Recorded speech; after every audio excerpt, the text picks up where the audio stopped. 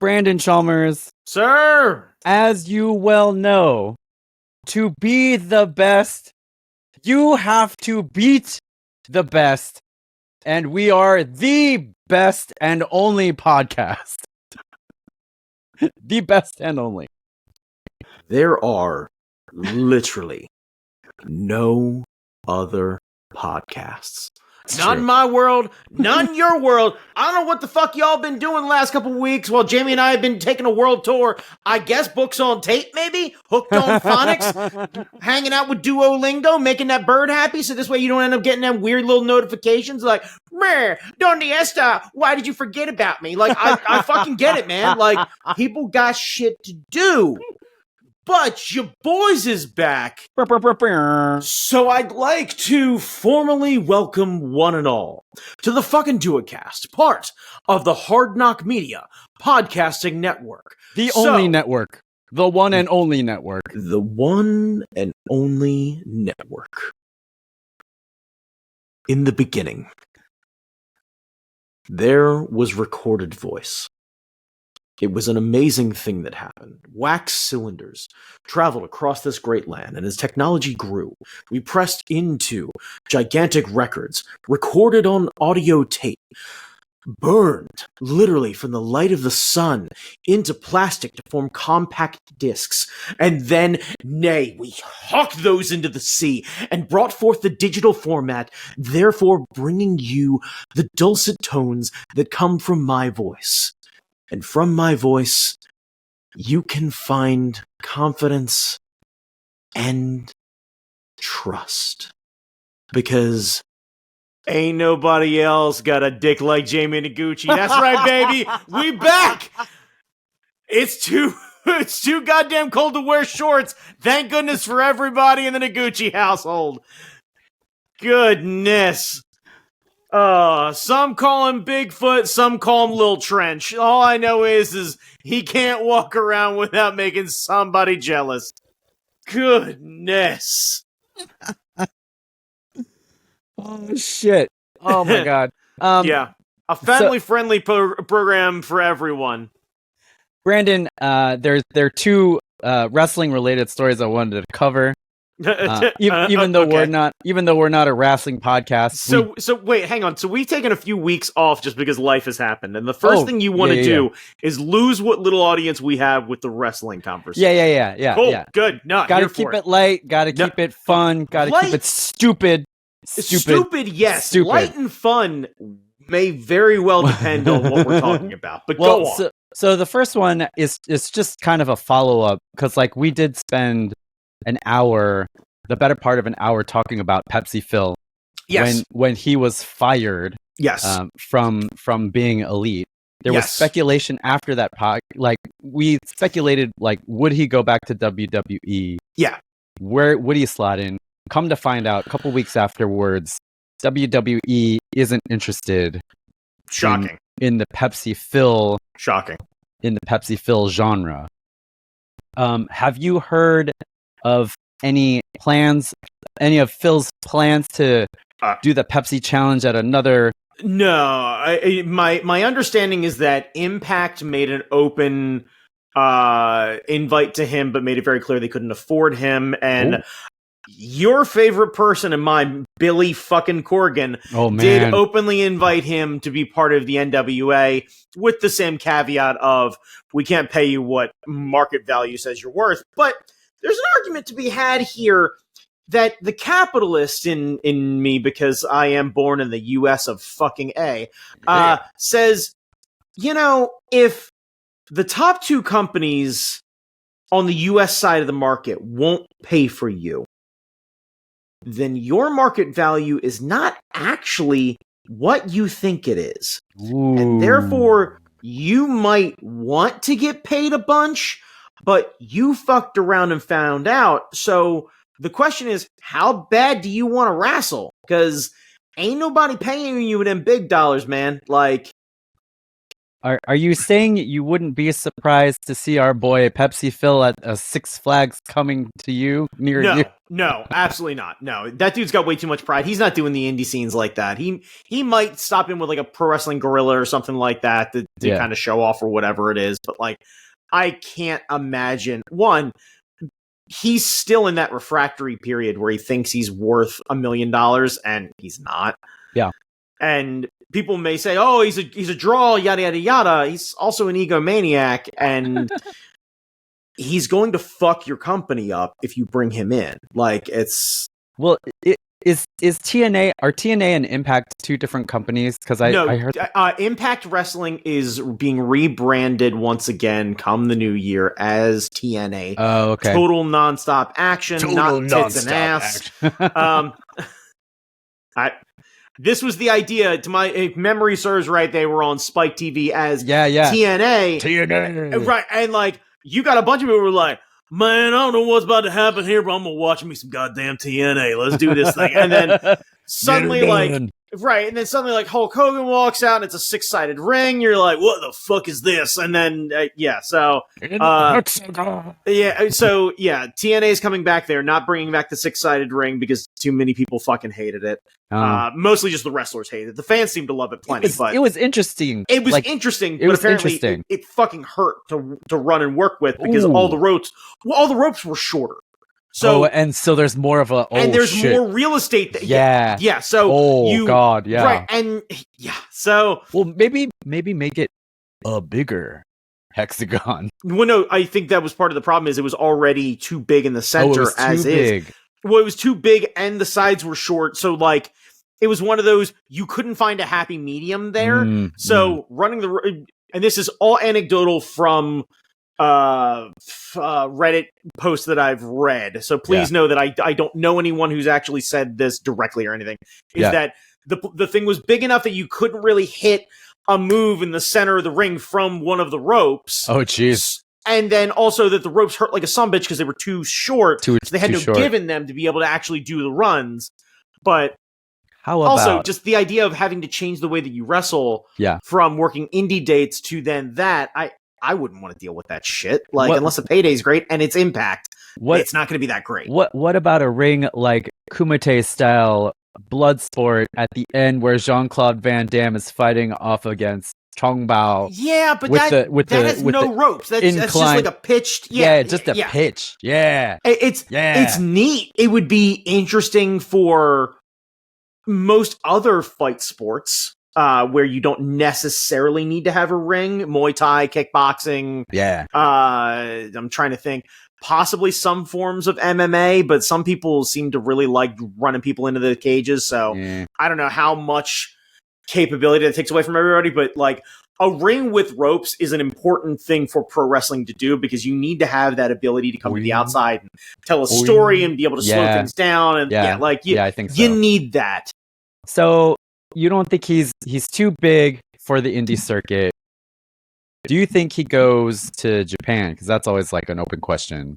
No, I don't think anyone. I'm sorry, I should caveat this. Maybe for a one-off, but I don't think there's anyone in Japan that wants to deal with trying to sign that guy, given what he did and his history of things.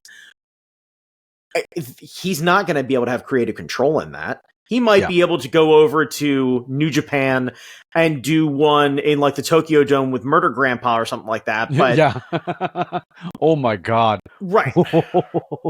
Murder Grandpa's so good. Right. Murder Grandpa is great, but like that's the only thing that I could possibly think of would be something like that. Otherwise, is there a European circuit? There are some European leagues and stuff like that, but like WWE shut a lot of that down because a lot of that was coming out of Britain. And when they opened NXT UK, they really gutted a lot of the indie scene there. So like, to my understanding, there was an indie scene that was really thriving in the UK. There was an indie scene that was pretty strong in Germany, which is where was Walter, now Gunther or whatever it is, the Intercontinental Champion in WWE right now. Okay. The one who chops everyone into fucking hamburger with them goddamn hands. But like, Not a ton. There's a strong Australian tent, but like they tend to make their way over to making the US thing. Like the US is the strongest, to my understanding, like active indie thing, and even then, that's gone by the wayside for a while. Like there's not. Canada? Does Canada have? Canada has plenty of stuff. They train people, but I don't know if it's all like.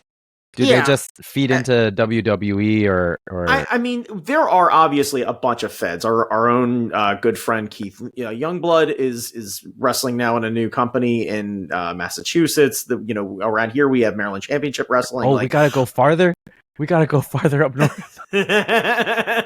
Oh wait, but Mass has airports. We can fly there. We could potentially fly there, yes. But like the point being is, there are a lot of indie feds, but what I'm not seeing recently, now that Ring of Honor got picked up by AEW, is there's not that real like tier under where you're like a third or fourth place or even like a fifth place with any sort of real notoriety. It doesn't. It's very, very regional in that sense, and in turn, you end up getting a lot of very smart kind of fans. So I don't know how you as a pro wrestler get out of that bubble and break through that glass ceiling to be able to get beyond what we're talking about. So there's no like Image Comics of the indie scene, because like there's Marvel and DC, and then Image has its own prestige, but it's very indie. I think that's TNA or Impact. Yeah.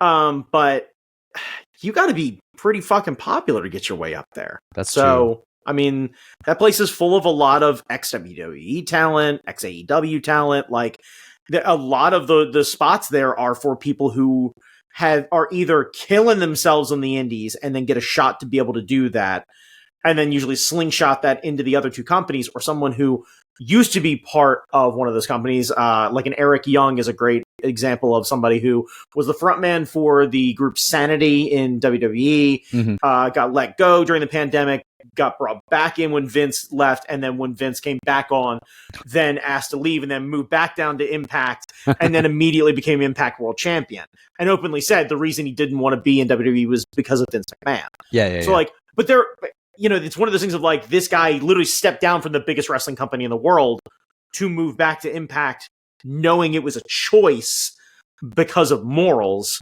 which is something that you don't see enough in wrestling. Yeah, and a lot less money too. Because yes, well, I mean, to be fair, I don't know what his contract was. I don't know what the comparable contracts are for like an NXT star versus an Impact star. Is it still, are they making? Because NXT, I think you're making something like 60 to 90 grand if you were brought through the system, maybe a little more, and then you're locked in there. You don't get to do indie dates like an Impact. Let's say Eric is making top tier thing, and he's making up 100 grand in Impact, and he gets to do other dates because Impact also will tape a lot of shows in one spot, and then he'll have like a weekend where they'll do Impact tapings, and then he can go out and go do other shows through the rest of the month. So that's a great deal. He might be able to be pulling in conservatively, I don't know, $300K. I mean, it's not a bad life. It's a telling one, but this guy also used to have a fishing show and all sorts of stuff like that. So like, that's dope. He's super fucking entertaining. That's awesome.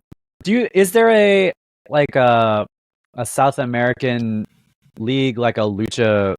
Yeah, I mean, CMLL is one of the biggest companies in the world, and they had AEW had a guy Mystico on that used to be first Sin Cara, and he outdrew John Cena a couple years ago, like globally on the market.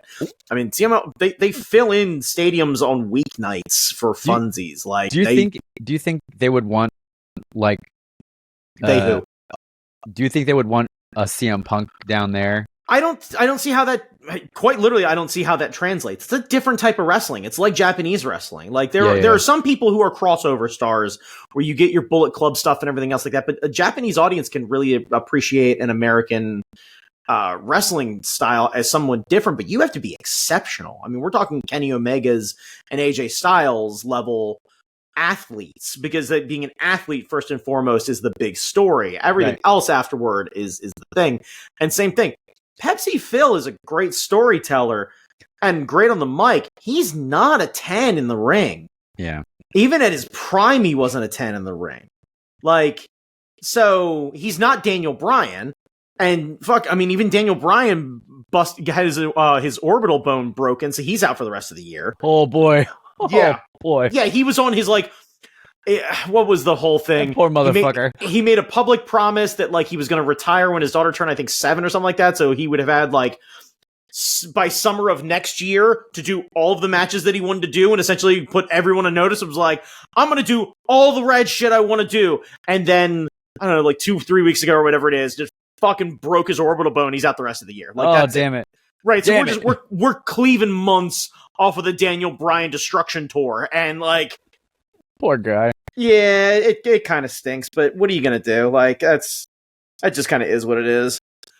Well, but what was your other question? Because you asked about Pepsi Phil. I was going to get to that, because speaking of people who are past their prime,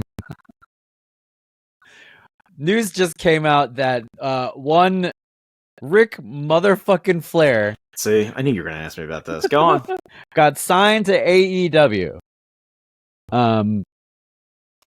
What thoughts, Brandon Chalmers? I will. Woo! Hang on, because I got, when I saw this information come out in a Slack channel that I'm in, I got very angry, as did our own friend Marty Effin Day from Super Art Fight and from the Rough House podcast, the second greatest podcast in wrestling today, next behind us, where he shared the post of the thing announcing Ric Flair and said, I hate this so much. Somebody else said it was inevitable after that appearance, and he kind of went off. He's like, the hell it was. Drop him after a single angle. He adds nothing. AEW doesn't need a shambling corpse on its roster. I wholeheartedly agree with that sentiment. What I did, though, is immediately respond, quote, it's nice that Tony can embrace his inner promoter and drag out wrestling's Mun-Ra to shuck his drinks and remind us that even though he's one of the most progressive, he's still a promoter.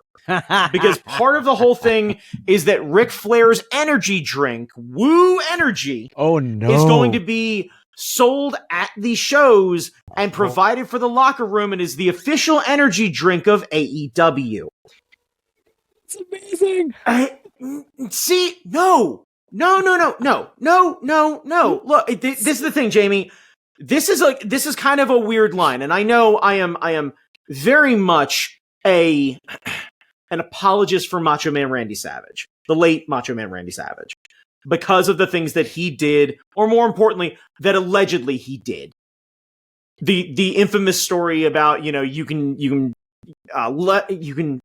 keep Randy from doing coke, or you can keep him from beating Liz, and that's why he did a lot of coke. I don't know if that's actually true. That just feels fucking true. Yeah. I know from reports he did a lot of drugs. Okay. It's I know from reports he was very possessive of Liz. All of these things can be true, and then you present a framework and you're like, that feels fucking right. Yeah. And that's awful, because that means my favorite wrestler growing up, and probably of all time, is a coked up wife beater. And that's not great. Nope. Now, there was just more recently, in the last few months, the Dark Side of the Ring, where they tell the plane ride from hell story from the position of the flight attendant that was there. Oh my God. And it's fucking terrible. Ric Flair sexually assaulting people and then helicoptering his dick in front of everybody, and we all laugh because it was told from the side of the boys of, it was a wild time, and Ric Flair's tromping around in his robe, and his robe is popping open. Fuck popping open. Ric Flair documented sexual assault in the sky in front of all of his friends, getting belligerently drunk, and we all laughed about it because we didn't know any better. And now that we know better, we need to just say, this man had his time. He is a cultural icon. I cannot take that away from him. He does not deny what happened because he was too drunk to remember any of it. We should not be carting this man out here for Sting's retirement tour, regardless of the history with him. we don't need to do this. We just don't. We don't need to drag Ric Flair out here and give that guy another fucking paycheck. Wrestling does not owe him this. And he's going to get another fucking run too, right? Like Jesus Christ. If you watch that last match that he did that was his last match, it was painfully obvious. He has zero gas. He may want to go, and I'm sure he can give a bump and take a bump. He cannot do another match. Like, there's no way around it. So, do you think it's just nostalgia for Tony Khan? Because it doesn't sound like Flair is a real draw. I don't know. Because this is the problem. Who has more history on Turner Broadcasting and wrestling than Ric Flair? Who has more name notoriety in wrestling than Ric Flair? Who has name notoriety when it comes to running promos for AEW that are shown to an NBA audience than Ric Flair? Ric Flair gets brought in to do speeches at other sport, like in professional sports. They bring him in the locker room. All the NBA guys, all the NFL guys, like seeing him with the Carolina Panthers locker room. He was on Forged in Fire randomly. This is the thing, is like, that guy is part of America. Like, that, he is Americana at this point. That's how notable he is. Yeah, there are people who have nothing to do with wrestling who have an understanding who Ric Flair is. Yeah, but is that enough to, like, if you were a fan? Well, we're different because we spend way too much time thinking about this. But like the average fan who didn't grow up with Ric Flair, who's watching wrestling now, who has a choice between AEW or WWE, do you think that Flair being on one of those promotions is enough to draw that person to see something, rather than like one of the new guys that they've been watching now? Like, how old is this person? I don't know. What's the prime demo? 18 to 35. 18 to 30. Like, for olds, sure. For old people, right? And this is the thing, is this locks in theory, people our age who are casual. The magical thing that I don't think exists, which is the casual wrestling fan. Right. This argument that WWE's been doing, and I heard them, what is it? The What Culture guys talked about this, where they're like, their most hated views in wrestling, and Andy Murray, who, God love him, he's like, the cultural wrestling fan is a myth. There's no one who casually pops in. He's like, there are a couple different types of wrestling fans. There's your weekly fan. Yeah. There's your fan that seems to like everything and just catch what they can. Yeah. There's the fan that is specifically for one brand or the other. Yeah. And there are the people who, like me, keep up with things casually going and then watch the pay-per-views. Mm-hmm. And that's why they have 10-minute lead-in videos to every fucking premium live event in WWE, because I haven't watched every Raw leading up to this thing. I don't understand what's going on, other than I know LA Knight, is going to end up taking on Roman Reigns, and I need to have an idea of, like, where the fuck did that come from? Because that guy was in Bray Wyatt's last match, and then got real popular for a while, jawed off with like Kevin Nash online, and then that was it. So like, I don't know what the fuck's going on. And I just have to do the math of like, they're doing the Blood Money show this weekend in Saudi Arabia again. And LA Knight's going to take on Roman Reigns for the title in Saudi Arabia. What is the chance of LA Knight beating Roman Reigns for the title in Saudi Arabia? 4%? Yeah. 8%? Yeah. It's sub 10. Yeah, it's not. If they did it, I'd be so fucking confused. And the only reason I would say they would be doing it is to get people to watch the Saudi show. Yeah. But again, much like you get your diehard watchers, there are people who like WWE enough that they don't care what the Saudi government is doing right now with the whole point of these shows. I won't watch it. I can't bring myself to watch it. Yeah. If Roman loses the title, good for LA Knight. I'll watch the recap on Monday of Monday Night's Aftermath. I still won't watch the match. Like, but I don't understand what exactly is going on with all of that. But to double back, and this is more of the idea that I'm having, is Tony Khan is still a wrestling promoter, and we view Vince McMahon as one of the worst people in promotion and worst people in wrestling, and just kind of one of the worst people, full stop. Yep. Tony Khan still is hiring these guys as subcontractors and not covering any of their medical. Yeah, Tony's still a carny like the rest of them. Right. This is the thing, is like, is Tony letting people ride out? Like, it's all comparative. We go, oh, Tony's treating them so well when it comes to their contract. No, what Tony's doing is not firing people and cutting their contract short if he's unhappy with them. He lets them ride the rest of their contract out. Yeah. He's also been known to ghost people. He's not exactly doing anything amazing. He's a businessman who agreed to a contract and is paying out the terms of the contract. Right. And we're like, boy, look at this progressiveness in wrestling. It was like, no. If we looked at this contract level, right? If we looked at this in any other thing, no other professional sport works this way. Like, no, none. No one else operates like WWE. Imagine signing a 5-year deal with WWE, right? They have you for a year and a half. You end up falling flat, bust your ankle, spend 6 months off, come back. They don't have a whole lot of creative for you. And the next thing you know, you're let go right before the 2-year marker of your 5-year contract. Yeah, they don't pay you the rest of that 5-year contract. Nope. You're terminated. And here's the fun part. You have a 90-day non-compete. Yeah.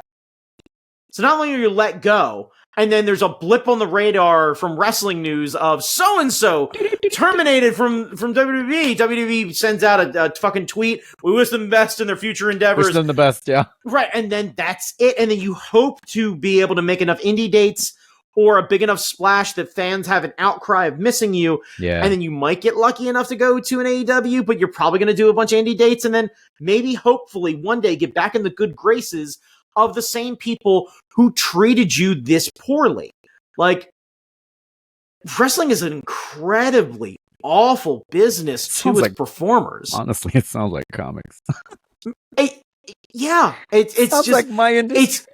It's an abusive relationship with someone with all the control. Like, you are a desperate person seeking the approval and attention of someone far hotter and richer than you are, to hope that you get to bask in their light for a little while. Somebody else notices you and goes, say, they're a 10, but you're a solid 6.5. And by the way, I noticed you can't wear shorts, Jamie Noguchi. Like this. But in that sense, I'm curious where all of these elitist wrestling fans are going to be like, WWE sucks and it's awful and blah, blah, blah. Are they going to chastise Tony for this? Because it's like a 5-year deal. Ric Flair may not live through the end of this deal. Yeah. Here's the fucked up part. I wonder if Tony was thinking of this. Oh, shit.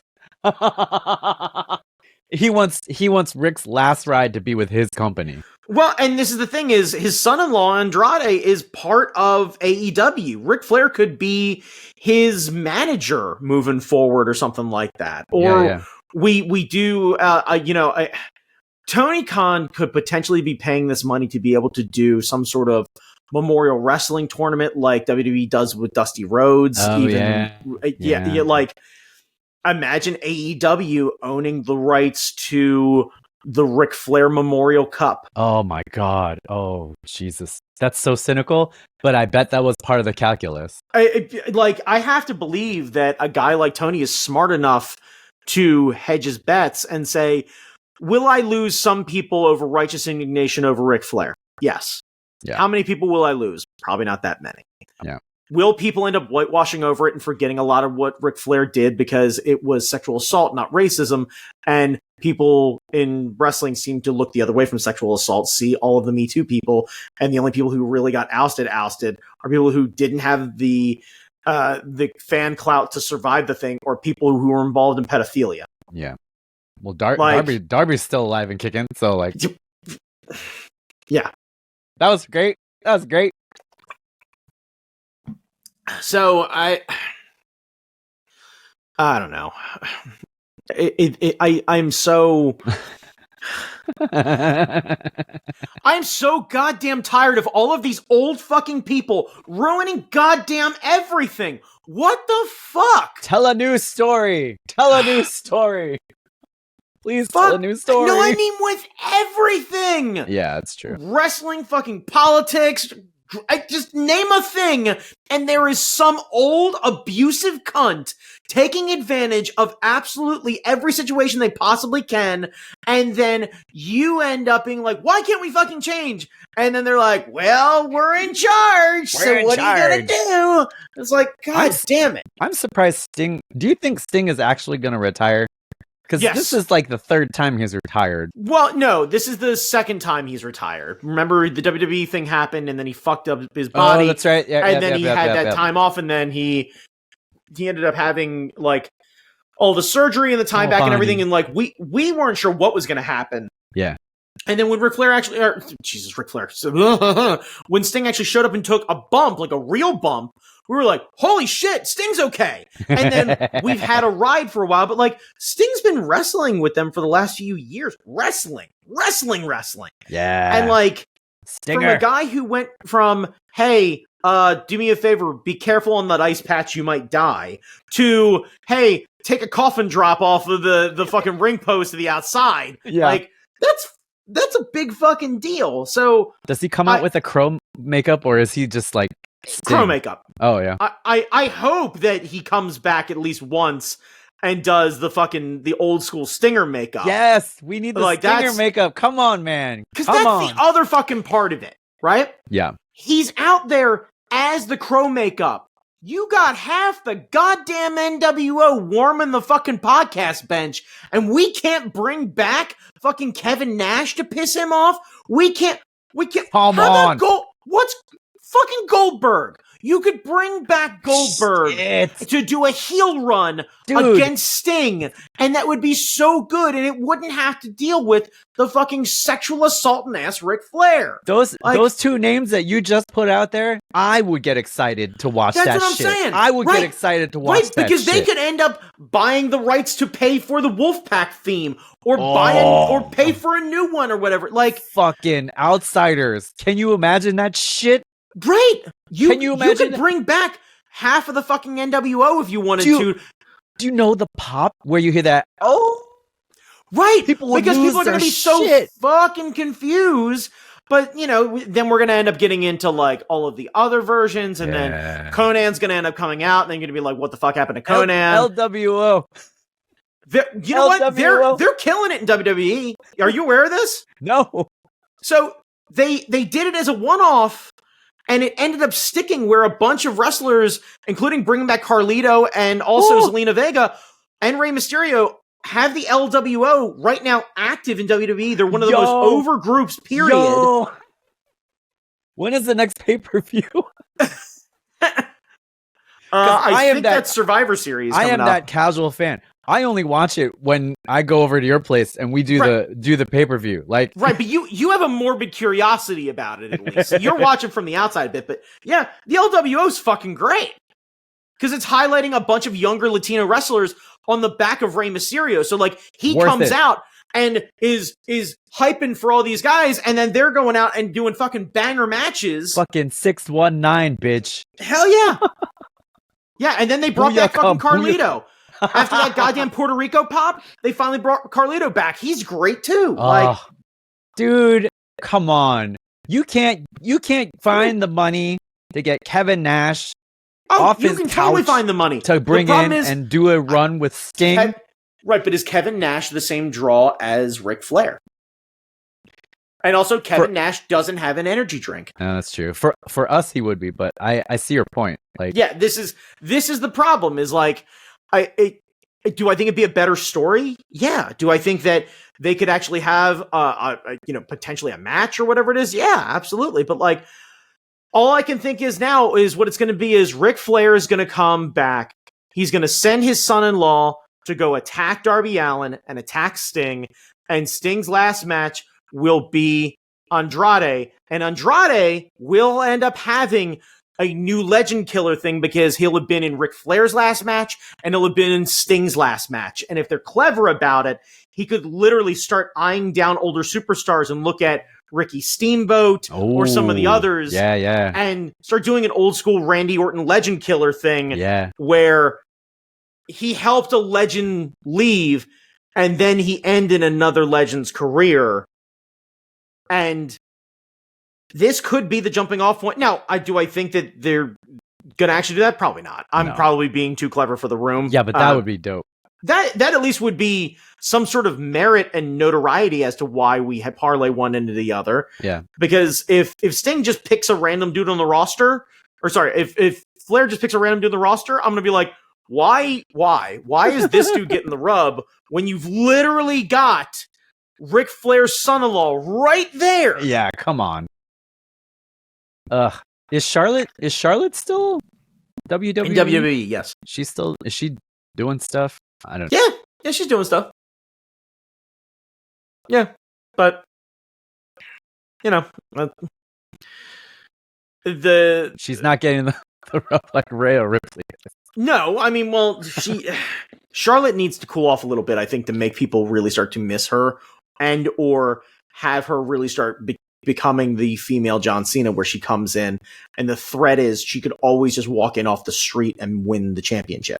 Oh yeah, because she's been established as being that much of a winner that she's she could leave for 6 months and then she suddenly comes back and exactly what happened the last time. She basically showed up for a hot cup of coffee and went, that belt looks nice. Yeah. And then just basically interjected herself into a 3-way match. It was like, what the fuck just that? Where did Charlotte come from? That's a new one. I would like to wear that style. Right, yeah. Yeah, I honestly, it would be very funny if just Charlotte fucks off for 3 months and then walks back on a Friday night before a pay-per-view on Sunday, walks by and goes, "Sup?" And they immediately bring in the graphic, Charlotte Flair added to the triple threat match. I wish her music was better, but that would be so amazing. Right, yeah. Oh boy. But yeah, so I don't know. I don't know. Are we talking about anything else or no? That was it. That was it. Because I wanted to know, because I have not been paying attention. Yeah. They said Ric Flair, and I was like, why? I thought he was done. Yeah, hang on. Let me see if I can find the press release thing. Where the fuck was it? Blah, blah, blah, blah, blah. Let's see. November 2nd, AEW CEO Tony announced multi-year deal with Hall of Famer Ric Flair. He has a long-time friend's story, impending retirement and revolution. This was the interesting part. Khan also announced that Flair's Woo Energy will become the exclusive energy drink of AEW. During the AEW dates, select host venues will carry the clean energy drink at concession stands for fans to enjoy. In addition, the beverage will be stocked in the wrestlers' locker rooms and will be seen at the announcer's desk during live broadcasts. Fans watching at home can experience Woo Energy by ordering via wooenergy.com. You can take a guess as to how many O is involved in Woo. I bet they have a lot of different redirects. Too many Woo. And this is what I was talking about with Turner thing. Quote, last Wednesday, the Nature Boy made his epic return to TBS, more than 35 years since the Flair versus Sting rivalry first began on the Superstation. Oh my God. So this is Turner Broadcasting using what they know. Yeah. Because it worked in the 70s or 60s. Well, you got to figure if Ted Turner can finally rub it in Vince McMahon's face that he wrapped up one of his biggest stars toward the end of his career. Yeah. I don't know if Vince actually cares. Yeah. While he's maniacally laughing and stroking his Pendleton mustache all the way to the bank. God, it's so bad. God, he's such a fucking he looks like a fucking cartoon villain at this point. Yeah, he's a Dick Tracy villain. It looks bad. It's a fucking bad wild. Yeah. Sometimes the mustache frames your face. It does not frame his. Well, I don't know why he just suddenly decided I don't. Why did that man look at his barber and go, "Give me the John Waters"? Just right. Yeah. So, the same guy who doesn't understand what a burrito is and is told it's called a steak wrap and insists on ordering steak wraps everywhere. Jesus Christ. Yeah, I know. This is what I'm talking about. Catering to the elderly. God. Well, Brandon. Yeah. Besides the only podcast, where can people find you? You can find me on Instagram at that Guy Chalmers. You can also find me. Bon, come here. You got to make your internet. Look, the internet's. Come here. Would you come here? Would you come here? Would you come here? Come here. Bonnie. Come here. Bonnie. This is why. Come here. Why we've been missing the last couple episodes is this kid's is Bonnie McMurray. Hello, Bonnie. She's resident super dog. She's a big old cuddle bug.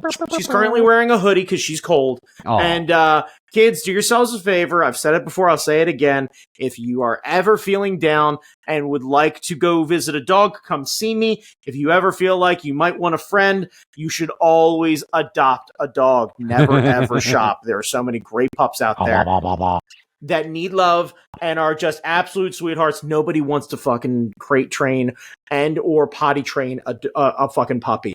They're adorable and great, and I get that. But she's like a year and a half, and it's fucking great because we didn't have to do any of that. We walked her out back, and she was like, cool, I'm gonna go shit over here. And you're like, great. I know what mine's supposed to do.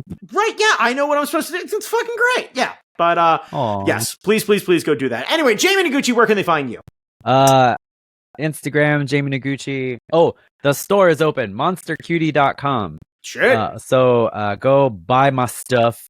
I'm on YouTube, Jaw Jam, Blue Sky, Jamie Noguchi. I'm Jamie Noguchi at a bunch of different places now. So yeah, as we always say, type Jamie Noguchi into a Google machine near you. Something will show up. Something will pop up. And by the way, if you happen to be at a library or an Apple store or whatever it is, and you happen to set the homepage to monstercutie.com, that be okay too. Just throwing that out there. Yeah. Any great municipality, you should just make sure to set that homepage. Yeah. Oh, and shout out to listener Vince for helping me figure out Canadian shipping. Because international shipping is a lot harder than it used to be. Like the first time I had the store open, now there's a bunch of other bullshit. So like he wanted to order stuff, and he was like, "Hey, I'm getting charged a whole lot for shipping. Can you figure something out?" And I was like, "Yeah, I need to." So that I spent a whole day with him, just going back and forth and trying different things, and we got it settled. So nice. Shipping to the U.S. and Canada. I don't know about other places yet, because that requires a little bit more if you are a UK Jamie Noguchi fan, hop on a plane and come get it in person like an adult. Yeah. But that's all we got, and okay, we'll check you later. Okay, bye. Bye.